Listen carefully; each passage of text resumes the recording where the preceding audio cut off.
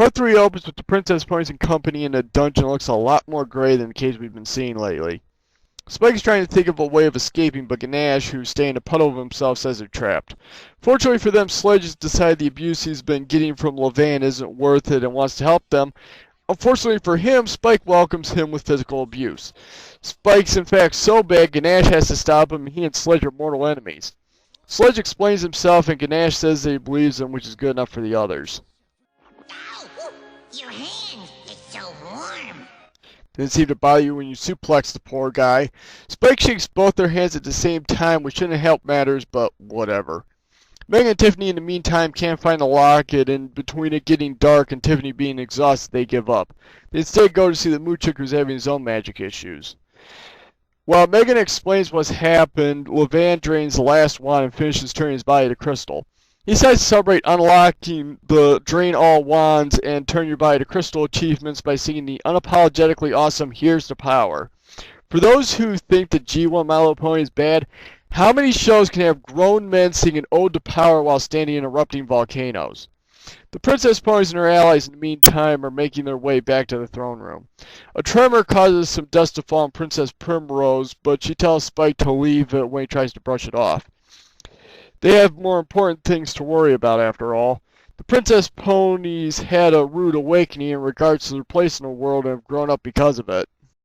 Of course, I also still think I should be queen. You? Don't be foolish. I should be queen. That's absurd. Though they still have a lot more growing to do. Meg and Tiffany finish explaining what's happened to the Moochick. That means that the easy chair can go into attack mode and tries to eat the Moochick. Meg and Habit get him free, but the chair decides wood products are more its taste. The Moochick tries to stop it, but his magic only makes it mobile. They have no choice but to get out of the house while the chair guts it.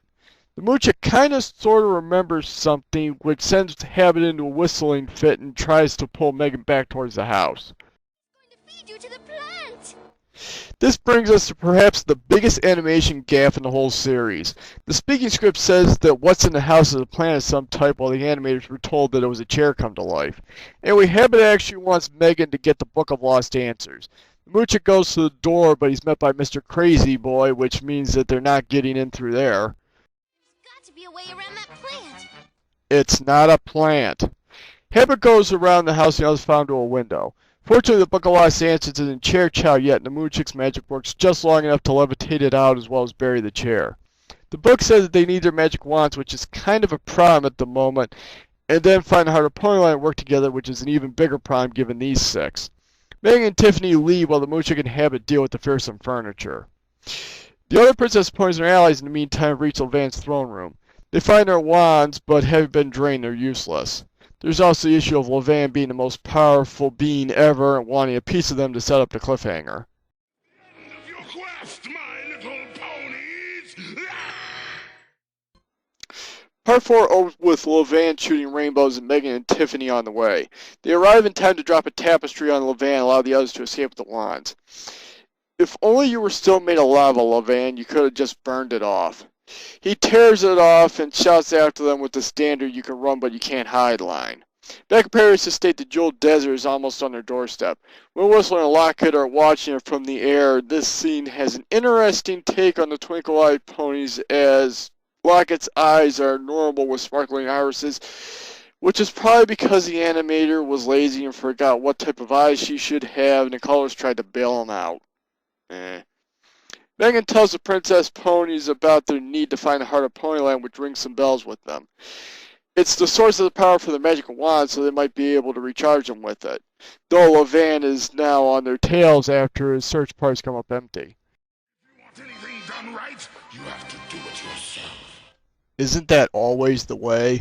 The Princess Ponies and company in the meantime are making their way through the caverns. The Princess Ponies have their complaints, but Stardust thinks it's better if they just shut up. They instead sing the song A Long Hard Road about their adventures so far and how it's changed them. Wow, this episode actually manages to have all of its songs be good. And this song really summarizes the Princess Ponies as a whole. The reason they were spoiled brats was because of the worldview. They were put in a castle, crowned princesses, and put in charge of the wands that control the magic of Ponyland. it would be easy for it to all go to their heads, especially in isolation where they're unaware of what's happening in the larger world and how they could affect it or it could affect them. However, it's been laid out in front of them brutally by this venture, and they now realize their actions have major consequences. Their squabbles, which was the highlight of their day before, now seem petty and small compared to what happens in the larger world. Learned a hard one lesson on this scary episode. Oh, and Spike also breaks the fourth wall here. The song gets them to the heart of Ponyland. They just need to put their wands in the crowns for them to recharge. However, Lavan is there too and lays down fire to send them running for cover. What's going to happen? Lavan controls the high ground. He can stay where he is and pick us off, or he can come down and get us. What else can he do? He could give up. That's about as likely as him putting on a grass skirt and doing a hula. The Jewel Desert, in the meantime, is just about to Paradise Estate. Wind Whistler makes one last pass, but a tree turning to crystal causes a branch to fall on her. Locket can't get it off her, and Wind Whistler will be crystal by the time she comes back with help. And while Wind Whistler is pinned under a crystal branch, Princess Ponies and her allies are pinned under fire. Lavan has them right where he wants them, but Royal Blue has an idea. She acts as a decoy so Sledge can heat ray him into the nearby magma. This gives the Bush Boys a chance to grab the wands and give them to the Princess Ponies. Ganesh buys more time by putting Lavan on ice, and the Princess Ponies put their wands on to charge. Lavan breaks out, but the Princess Ponies combine their powers to turn his shot back on him. The beam hits him and he explodes. It's not even a wide-shot explosion like Sombra and Friendship is Magic. We are up close and personal to him breaking apart and exploding. Gotta love the 80s and their standards for non-human violence. However, Ponyland's magic's still screwed up, so they combine their powers again. Their magic spreads across Ponyland, including to where Wind Whistler and Locket have apparently swapped eyes as Locket's voice is coming out of Wind Whistler and vice versa. The magic returns everything to normal, except they're still swapped, as even the Princess Ponies' magic can't fix animation errors. The Mushroom also returns to normal, but not in time to save Moochick's chair. Wow, that is a lot of damage. That's a fight I would like to see. With everything back to normal, the Princess Ponies give the Bush Warriors the crowns because the Bush Warrior lackeys that came with the toys had crowns. Tiffany keeps the last crown in memory of the Bush Warrior lost to the Jewel Desert, and the others have a moment of silence. Wow, this episode is grim. The Princess Ponies levitate everyone out but Sledge and Ganesh, who bid them farewell. At the Royal Paradise, the Princess Ponies decide to take turns being queen. We also get a happy ending as the lost Bush Woolly makes it back with Rainbow Light. He then starts chowing down to close out the episode.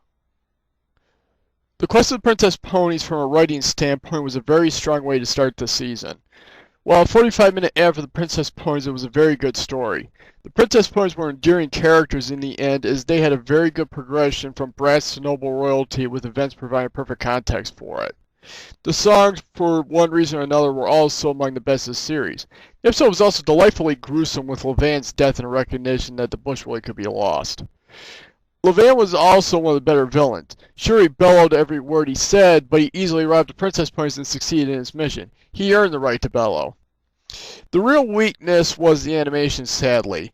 There were the typical errors which seemed more prevalent. However, the confusion between whether it should have been a plant or a chair tearing apart the Moochick's house and Wind Whistler and Locket's body swap were particularly egregious.